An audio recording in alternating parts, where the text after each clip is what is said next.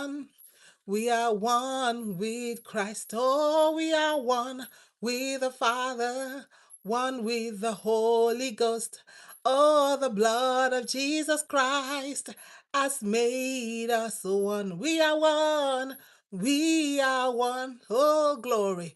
We are one. We are one.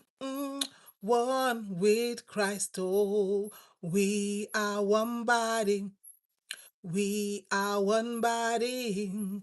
We are one body in Christ. Oh, yes, we are one body. We are one body. Oh, we are one body in Christ. Gather round. Call for prayer right now. It is time to pray. Come on. Get somebody. Listen, listen, listen. Prayer is something that is free. Prayer is something you can give to anybody in the world. It doesn't cost you anything, just a little bit of your time. Just a little bit of your time that we need for us to pray tonight. A lot is going on in the world. There are people in this world who are not just talking about faith. There are people who are actually living out this faith right now. You know, I just um remember how people were just recently their lives were taken away from them. One, for the testimony of the Lord Jesus Christ. You know, when people begin to quote that revelation, they overcame with the blood by their testimony and by their testimony. What testimony? You think it's testimony? Oh, I got a car, then they overcame. No, no, their testimony. They said the spirit of Jesus, the testimony of Jesus is the spirit of prophecy. The testimony of Jesus is the spirit of prophecy. The people are fighting and living out this faith. But I guess sometimes because of maybe you're in the urban center, you're in the bigger city, so you want to go to a bigger church, you want to build the biggest auditorium in the world, but the people who are actually living the faith that you think your job is to make it loud. When was the last time? When was the last time you went through pain for the Lord Jesus? Sometimes I tell myself, oh my God, I've not suffered for the Lord. And the Bible tells us that in this life, they that will live godly, if you want to live godly, you're going to suffer persecution. Have you been taught that? Have you been even made to understand that? So that if persecution does come, can you stand? Do you have the shock absorber? Do we have the shock absorber for persecution that will come? Persecution could mean that families are separated. Persecution could mean that families, one member is gone. Persecution comes in different forms and shapes and sizes.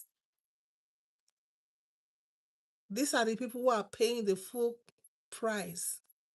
You know, I was just thinking about something. In places, in places like China, in places like Iran, Iraq, UAE, Saudi Arabia, and all these places, in these places where people cannot, hey, I see you, where people cannot, where people cannot boldly, openly serve God. Really, they hide to serve God. In North Korea, in northern part of Nigeria, parts of the Middle East, where people cannot, you and I have how many Bibles in your, can't remember how many Bibles I have in this house. How many have Bibles on your phone? I was just listening to a missionary that was saying that in some places you know they cannot even have Bibles on their phone. In some places you just have a page of Bible, and that is a treasure.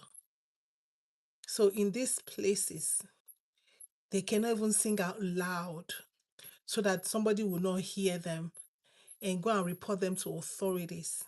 And I remember one day I was dancing in the church, and I was told I was dancing too much. And I was told that I was being a disgrace. And then when I hear these testimonies, I was like, now I have freedom to dance. And somebody will tell me that was too much.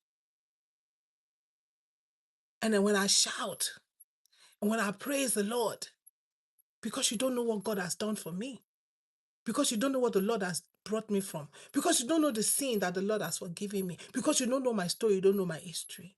So you can stay like Michael, David's wife, and lift your nose and be disturbed by my praise. And maybe you're like that. People are disturbed by your praise. People are disturbed by your hallelujah. People are disturbed by your dance because they don't know your story. They don't know your history. They don't know what God has done for you. For the scripture said that he that is forgiven much. The woman came with alabaster box. I don't have alabaster box, but I have praise. I don't have alabaster, but man, I have dance. I don't have alabaster box, but I can shout. I can praise the Lord. Don't let nobody stifle your praise for God.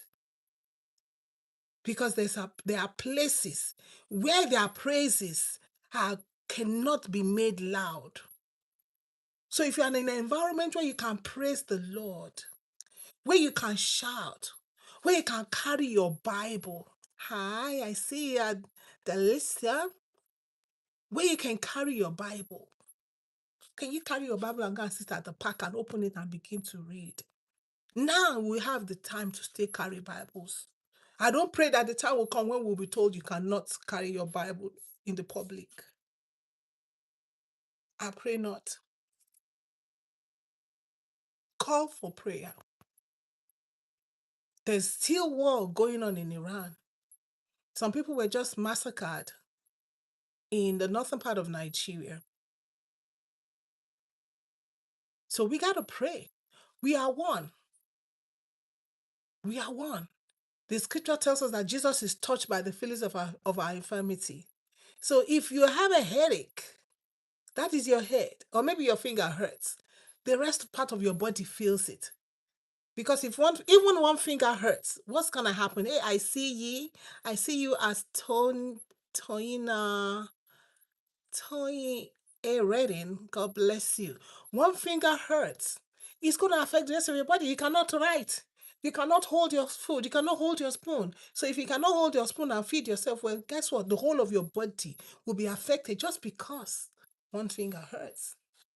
So this is why I'm doing this call to prayer today. Because you may be right there and be saying, but what can I do? You can give prayer. And I'm also going to link in the description below some organizations that you can give $10 to, $20 to, that you can support. These organizations that go out. These people go out to help the persecuted, to help the widows, to help the displaced. So that is one way you can do it. But you say, but I don't have money. Then you can give prayer. Call to prayer tonight. Are you all ready? Let us pray. Maybe don't feel like, well, I don't know anybody over there. I always tell people, you don't have to know anybody over there because we are one with Christ. We are one in God. There's only one Father, one Lord, one Spirit. And if we say we are followers of the way, bearers of our cross, we have families all over the world.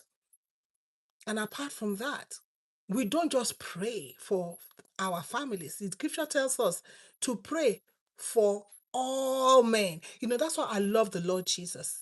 In other religion, they only cater for their own, but not the God that I serve. He says we should pray for all men. In fact, he commands us to pray for our leaders. He knows the leaders will be coconut head. He knows the leaders will be padding their pocket and their bank accounts and taking care of their family. He knows all that. He knows. He said he created man, so he knows what is in man. He knows the heart of man. He told us. He told us already. So let us not even begin to feel like, well, these people know. He told us already that the heart of man is despiteful above all, is desperately wicked. The heart of man. So your president, his heart, your senator, your congresswoman, congressman, your governor, your mayor, are they human beings? Yes. So their hearts, according to the word of God, is despiteful above all and desperately wicked. So there's nothing new about that. But what we can do, we can obey the word of God, because obedience is better than sacrifice. Let's obey God tonight and pray for all these people. So follow me and let's pray. Call to prayer for the persecuted. Call to prayer. Let's pray for God's protection. Let's pray for God's protection. Psalm 91, 1 to 2. He said, He who dwells in the secret place of the Most High shall abide under the shadow of the Almighty. 2 Thessalonians 3, 2 and 3 says, Pray that we may be delivered from wicked and evil people. Listen, there are evil people, there are wicked people. Remember, the scripture says that the heart of man is desperately wicked. That means he's always looking for wicked things to do. Always looking for wicked things. You're looking at that husband, you're looking at that wife. Don't trust nobody. Don't trust nobody. Don't trust, no, Bible says we should not, they that put their trust in the arm of flesh, the arm of flesh will fail you for circumstances, I say, beyond their control. So let us pray tonight or this morning, or join us in this prayer. Whenever you catch up with us, join us in this prayer. Father, we begin to thank you for the opportunity to come before you. Father, silver or gold we have none, but we have prayer. You have given us a mouth and you have given us a heart to pray. Jesus said, when you pray, say, Our Father who art in heaven. And so we come to you today, Our Father who art in heaven. We call upon you, O God, for all these our brethren, for all your creation that are being persecuted, that are being killed because of the testimony of Jesus. Father, we are asking, oh God, that you will protect them. For you said in your word that they that dwell in the secret place of the Most High shall abide under the shadow of the Almighty. We pray, oh God, that you will deliver your people from evil and wicked people. We know that the heart of man is desperately wicked. We know that man is always looking for different inventions. They will invent missile or nuclear this, nuclear for what reason? They did not invent all these missiles, all this nuclear whatever to kill dog or to kill cat. They did not invent it to kill lion. They did not invent it to kill snake. They did not invent it to kill wild animals. They invented it to kill a fellow human being. And so we are asking today, only you can protect us. You see, all the missiles were going and going and going and going, and children and women, the elderly, the young people displaced, people killed and displaced. We are asking you to protect us, because only you can protect us. Protect your people in the name of Jesus. The heart of man is wicked. We know it, Lord. And we thank you for your word. For your word says that you preserve us from all evil.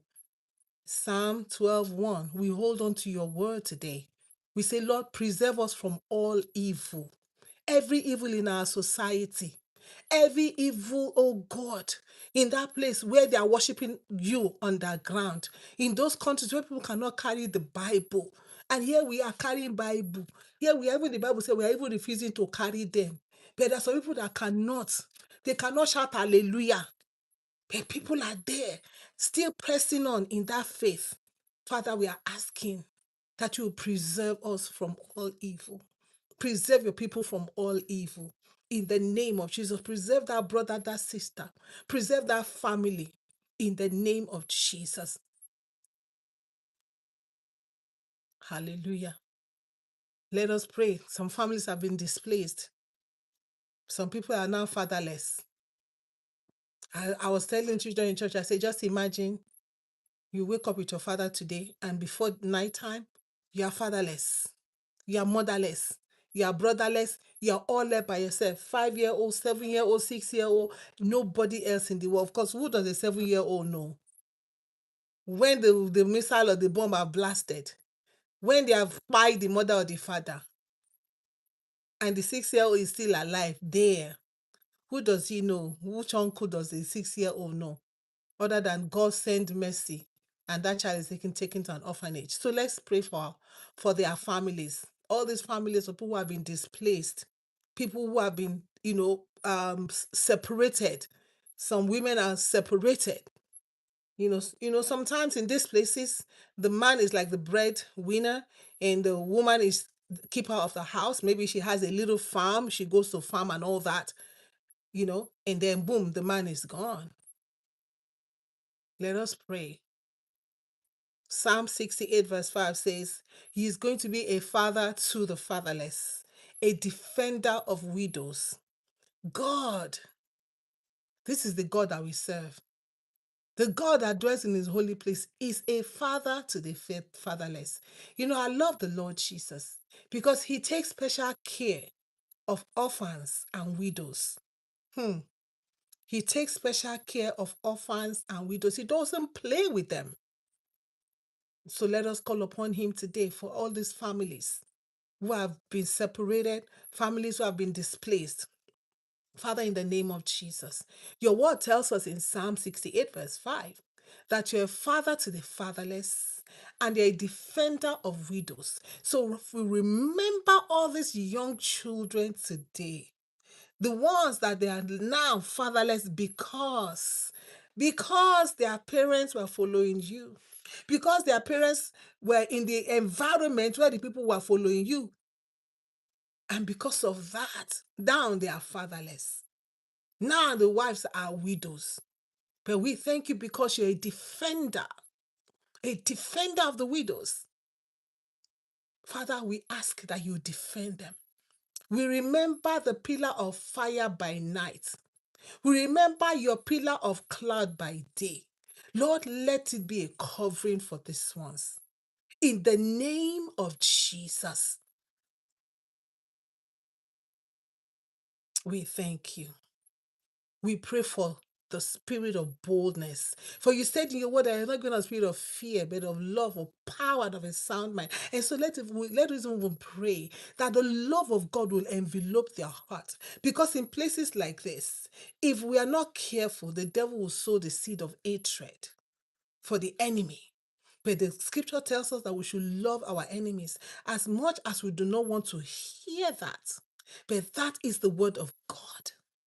We got to pray that God, even you that is watching, even you that is seeing this news, you're like, why? Then you begin, may the Lord help us so that even we ourselves will not begin to have a wicked heart.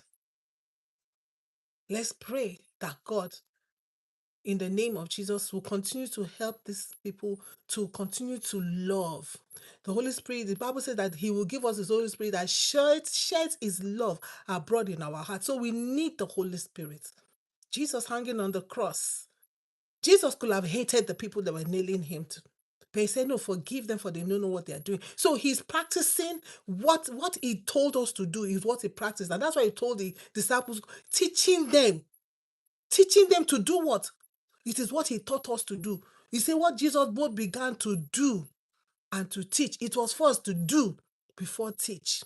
Father, in the name of Jesus, we lift our brethren before you, God. The ones who are still trapped here, the ones who don't know where to go. We pray, oh God, that the enemy will not find a foothold in their hearts, that the enemy will not place hatred in their hearts, that the enemy will not put malice in their hearts, that Lord, in the name of Jesus, you will help them to continue to fulfill your word, which is love their enemies. They cannot do anything about the enemy. Vengeance, you said, is yours. We leave the vengeance to you. Let the governments do what they want to do. But we know that our hope is in God. We know that this world is not our home. We know that one day we're supposed to get out of this earth. And so, Lord, we pray, Lord, that you will help your people. Help them, Lord, to stay in loving you and loving their enemies in the name of Jesus. We give you praise. We give you glory. in the name of Jesus. Father, we pray for take away the spirit of fear, that they will not fear the enemy. You kept saying, children of Israel, say, fear not. Don't fear Nebuchadnezzar. Don't fear Sennacherib. Don't fear Ezekiah, not Ezekiah. Don't fear Sennacherib. Don't fear the king of Assyria. You kept saying, children of Israel, not to be afraid. Father, so we pray today that your children will not be afraid, that we will not be afraid of the enemy. We will not be afraid because of the arrow that is flying. Whatever the missile, whatever the arrow is, Father, help your children not to be afraid. Let them continue to put their hope and their trust in you in the name of Jesus. Let us pray. Pray for boldness. Acts 4:29. It says, pray that the Lord will grant us boldness, that they may speak your word in the midst of persecution. Some people may just decide, you know what? If this is what it means to serve the Lord, I'm done. But we're going to ask the Lord to give them boldness, so that even when the disciples were beaten and left for dead, when they came out, they went back. They went back into the temple. It's like, the people you are looking for, they've gone back into the temple to continue where they stopped. So we're going, Father, we pray for our brethren today, that their faith, our faith is all ours, that our faith fail not. They are the ones that are living this life. They are the ones that are living out this faith that is written in the scriptures, in Acts. All the persecution that the people went through. We are praying, oh God, for them today in the name of Jesus. For boldness. For boldness. Keep them in the path of righteousness for your name that is at stake over their lives. Continue to leave your word in their mouth. Let your word not be scarce in their mouth. In the name of Jesus, make their mouth constantly like a pen of a ready writer, ready to say, thus saith the Lord. Empower them more and more each day for the work that you have committed into their hands. In the name of Jesus. In the midst of persecution, let us pray for endurance of faith. The book of Revelation talks about the enduring faith of the saints. He said we should hard on. After you get faith, then you hard on. You hard on. We keep harding on. We hard on endurance. Endurance is the tenacity. Endurance is when you are now guarded higher than faith. When you are now strong, you have endurance, you have long suffering. Let us pray for the people of God. Matthew 5:10-12 says, blessed are those who are persecuted because of righteousness. Blessed are those, happy are those people who are persecuted, not because of what they have done wrong, but because they are standing with God. Righteousness, the kingdom of God is not meat and drink, it's righteousness, peace, and joy in the Holy Ghost, because they are doing something that is right in the sight of God, and they are now being persecuted. The scripture tells us they are blessed. Father, we pray, oh God, for the enduring faith of the saints in this age and hour. He said, blessed are those who are persecuted for righteousness' sake. We pray, Lord God Almighty, in the name of Jesus, according to your word, Lord Jesus. You said, what shall separate us from the love of Christ? Your love is eternal. Father, your love for us is eternal. We now have to make sure that we do not separate ourselves like Adam did. Adam separated himself. Father, we pray, oh God, that you will help us in this age and hour, no matter where the persecution is coming, the troubles are coming, because of the righteous stand that we're taking. Father, we pray for the grace to endure, the grace to be strong in our faith in the name of Jesus, so we can run the race and finish our course like Paul said, I have run my race. I have finished my course. Help us, oh God, that our faith does not kaput. Just because somebody carries something to cut our neck off. Just because somebody sent missile where we are. Just because. May we not come to the place where we begin to question, if there is God, why is this happening? No, Lord Jesus, help us, Lord, to continue to stand steadfast in faith. In the name of Jesus. We remember those in prison. We remember them, Lord Jesus. People are being arrested and put in prison for the testimony of the Lord Jesus. The Bible says, blessed are those who are persecuted for righteousness' sake. These ones, Lord, we lift them up in prayer before you. We pray for comfort. We pray for strength. We pray that they will know you more. There's a reason for nothing happens to a child of God without you. You said not one hair on our head will fall to the ground without your consent. Because you know the plan that you have for us. You know the expected end. You know what you have planned. You created us. And there's a reason why you created us. And Lord, we are praying for these ones who are incarcerated, for the faith, for speaking your word, for standing for you, for standing for righteousness, for doing that which is right in your sight. Lord, remember them. As many as you have ordained, Father, to be freed, that they will be freed. There's some people you sent there just because you want to touch somebody else. We are praying, Lord, let your will be done. Let your purpose for them go into that place. Father, let it be accomplished. Because nobody really fully knows your way. Because you're the one that knows the thoughts that you have for us. You said concerning Israel to Jeremiah. And we believe that you say concerning us too. You know the thoughts that you have for your people.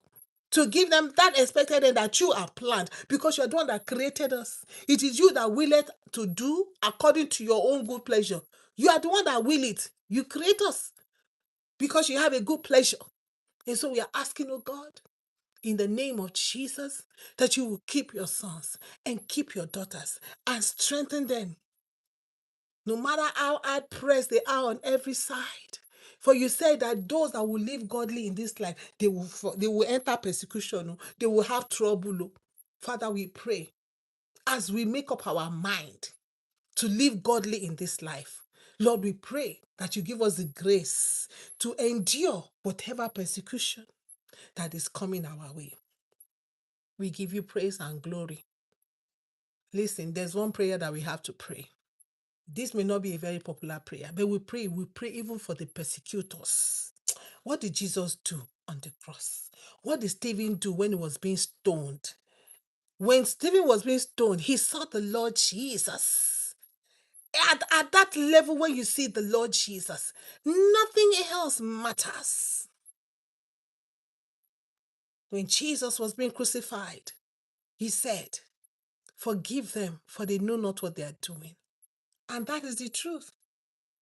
Judas Iscariot, he went and bargained 30 pieces. He did not know what he was doing. He did not know that he was only fulfilling scripture. His friend was going to betray him. With how much? 30 pieces of silver. He was written way before Judas was born.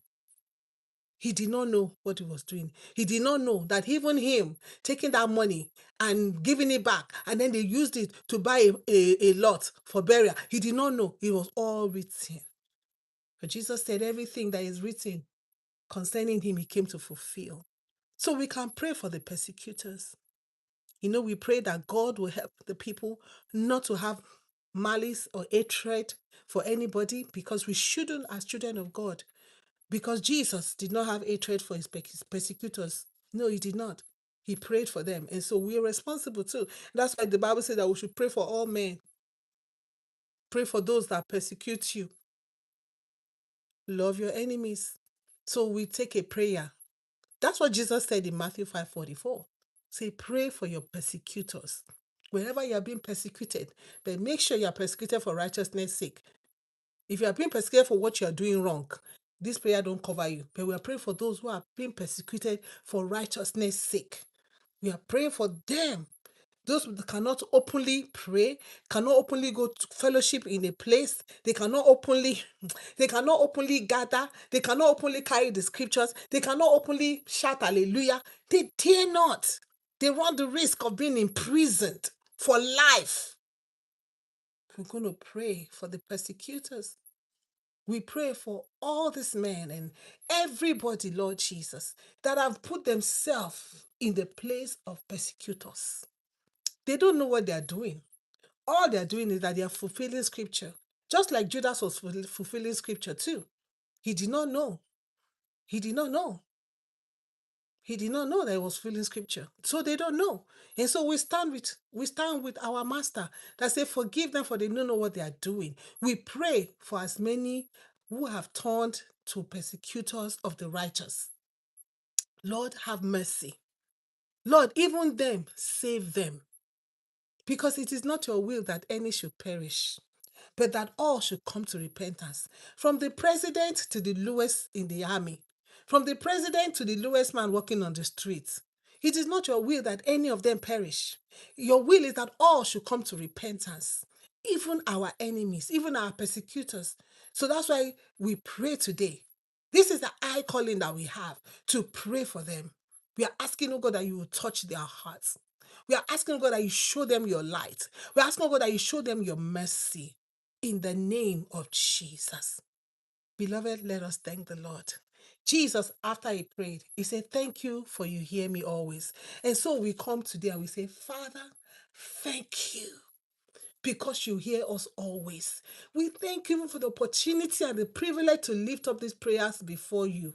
Father, for the families, for those who are separated, for those who have been persecuted for righteousness' sake, even for our persecutors, Father, what a joy to be able to pray for those that persecute us. Father God, that is a high living, and we just want to thank you.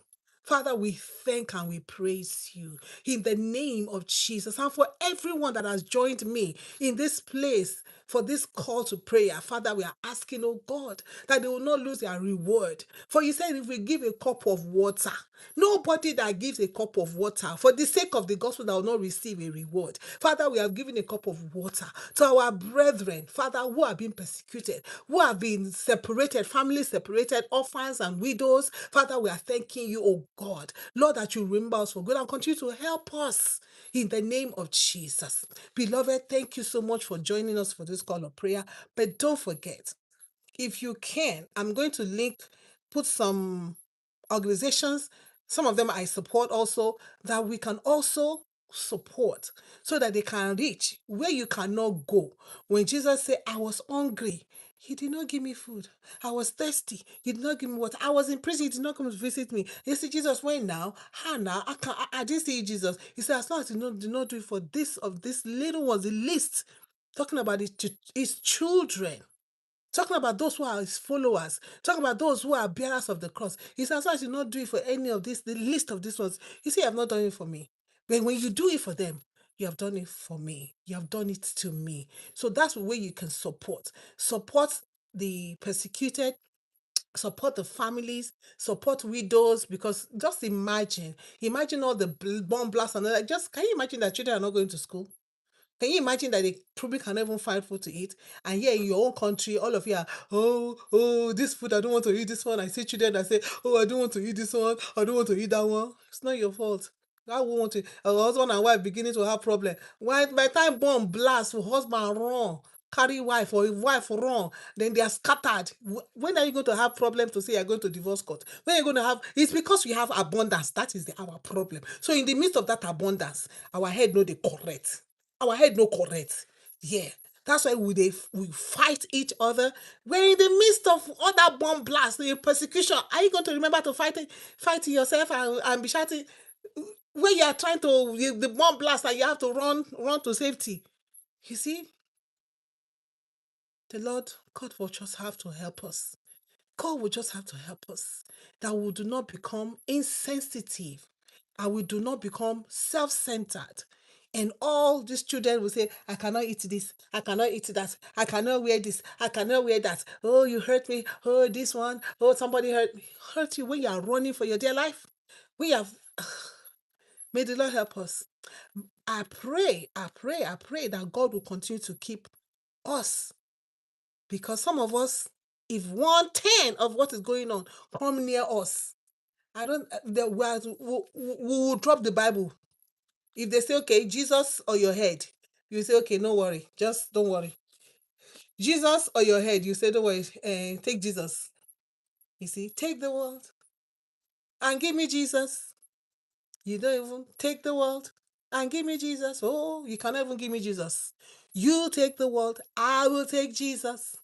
You can keep the world, And let me keep Jesus. Can we get to that point where we can say, you can have everything that this world will have? Because we have it. There's a knowledge about this world, that this world and is lost, is passing away. So when you have that knowledge, there's nothing in this world that you want to keep. No mansion, no house, no money, no nothing. All the money in my account I've got to IRS, but I don't really care no more, because money was, it will go.